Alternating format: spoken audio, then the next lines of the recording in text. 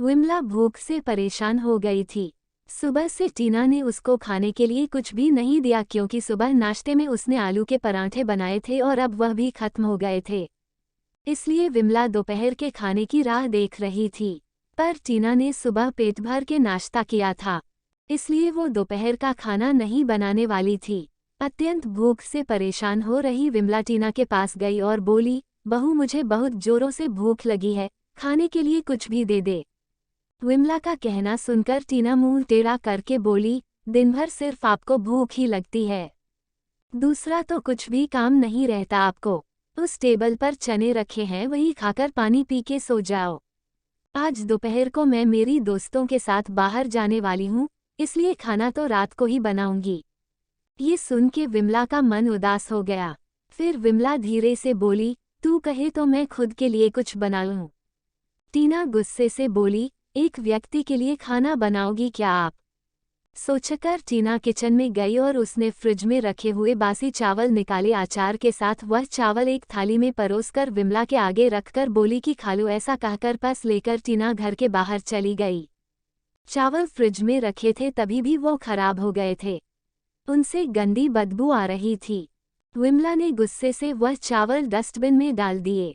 इसके बाद उसने दाल चावल निकालकर अपने लिए गरम गरम खिचड़ी पकाए और पुदीने की चटनी के साथ खाए और सब बर्तन घिसकर किचन साफ किया और चुपके से अपने रूम में जाकर सो गई। टीना ने भले ही खाना पकाने से मना किया था, पर यह घर उसका भी था और वह खुद का खाना खुद बना सकती है। दूसरे दिन सुबह विमला अपने रूम में बैठी थी, उतने में उसका बेटा रवि उधर आया और बोला, माँ आजकल महंगाई बहुत बढ़ गई है, मुझे घर खर्च चलाना भी बहुत कठिन हो रहा है। ऊपर से पापा की 13वीं पर भी बहुत खर्च हुआ। माँ मैं सोच रहा था कि एक रूम किराए पर दिया जाए, घर का किराया आने पर घर खर्च में थोड़ी मदद होगी। विमला बोली, बेटा तुझे जो ठीक लगेगा तू वही कर। उसके बाद रवि गला साफ करते हुए बोला, माँ तेरा रूम खाली कर दे और नीचे के छोटे रूम में शिफ्ट हो जा। उस छोटे रूम में टॉयलेट और बाथरूम नहीं है तो उसे कोई किराए पर नहीं लेगा। विमला चौंक गई और बोली, पर वह रूम छोटा है और वो तो स्टोर रूम है, मैं उधर रहूंगी तो टॉयलेट बाथरूम कैसे जाऊंगी?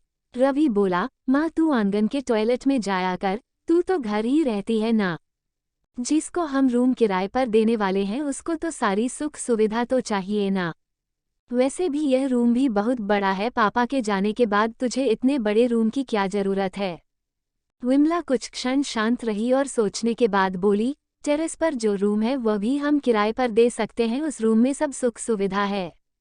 उस पर रवि बोला, नहीं माँ वह रूम हम किराए पर नहीं दे सकते, वो हमने अपने मेहमानों के लिए रखा है।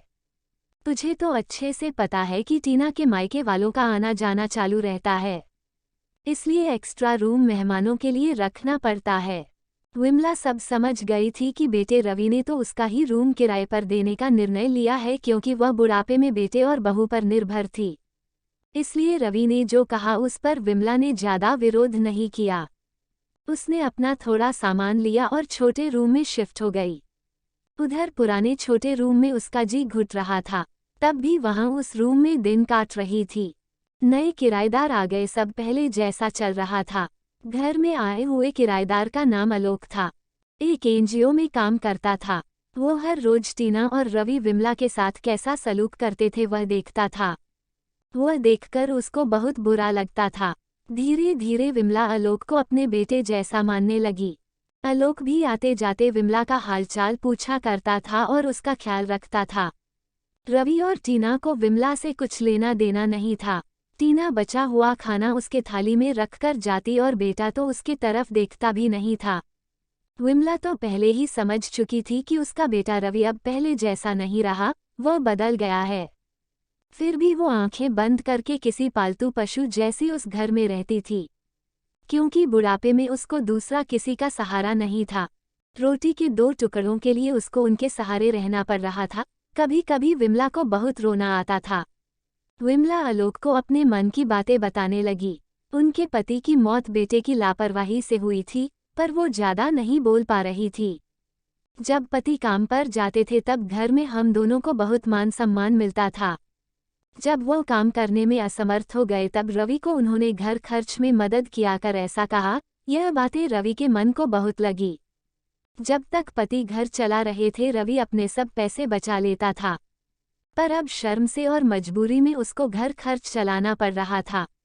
धीरे धीरे माँ बाप का खर्च उसको बोझ लग रहा था, लेकिन वह स्पष्ट रूप से कुछ भी नहीं कह सकता था। इस बीच पति का स्वास्थ्य बहुत बिगड़ गया और वह चल बसे।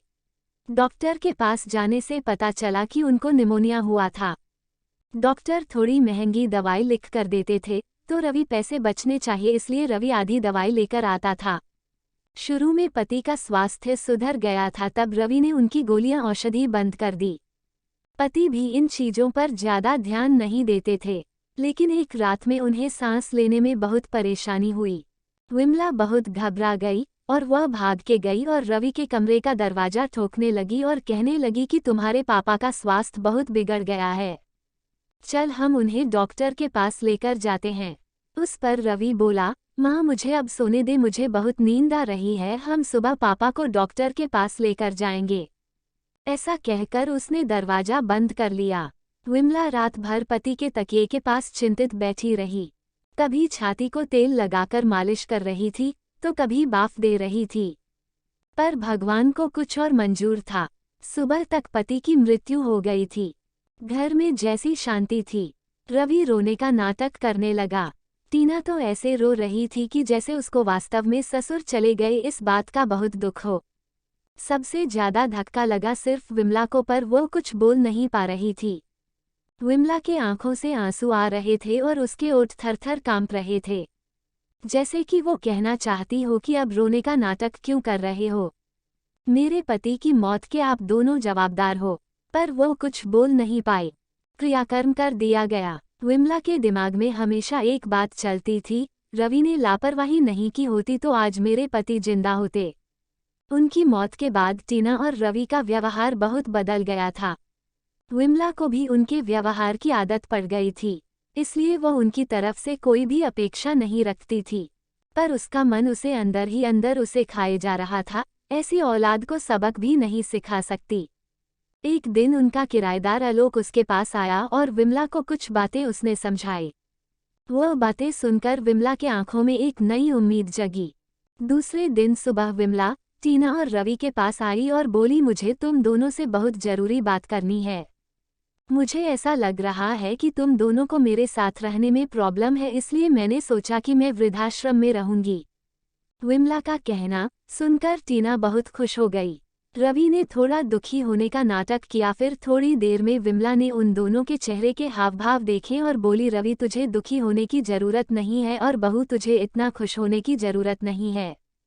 पहले मेरी सब बातें सुन लो। और विमला हंसकर बोली, यह बातें सच्ची है कि वृद्धाश्रम में रहूंगी, पर मैं इस घर से कहीं नहीं जाऊंगी।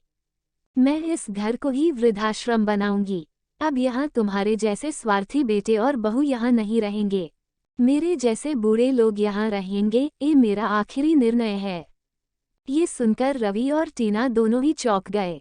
रवि और टीना एक दूसरे की तरफ देखने लगे। उन दोनों ने सोचा था कि माँ घर छोड़कर चली जाएगी तो वह दोनों खुशी से रहेंगे। उनको लगा था कि अब उनको विमला की जवाबदारी नहीं लेनी पड़ेगी, उसका ख्याल नहीं रखना पड़ेगा। पर इधर तो सब उल्टा हो गया था। विमला का कहना सुनकर रवि गुस्से से बोला, माँ तेरा दिमाग तो ठीक है ना, इस घर पर मेरा अधिकार है, फिर तू इस घर को कैसे वृद्धाश्रम बना सकती है?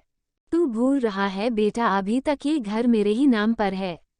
विमला गुस्से से बोली, तुम दोनों ने मुझे बहुत परेशान किया है, छोटी छोटी बातों पर मेरा अपमान किया है, बीमारी के वक्त भी मुझ पर ध्यान नहीं दिया, खाने पीने के लिए भी मुझे बहुत तरस आया, तेरे पिताजी भी मुझे छोड़कर चले गए। अगर मैंने कठोर निर्णय नहीं लिया तो मेरा भी वही हाल होगा जो तुम्हारे पापा का हुआ था। इसलिए मैंने सोचा कि बेटे के झूठे प्यार के जाल में फंसने से अच्छा मैं अपने बारे में सोचूं। रवि घुटनों पर आकर बोलने लगा, माँ मुझे माफ कर दे, हम दोनों तेरा अच्छे से ख्याल रखेंगे, तेरा कभी भी अपमान नहीं करेंगे, पर तू इस घर को वृद्धाश्रम मत बना। माँ थोड़ा सोच कर तो देख, हमारा क्या होगा?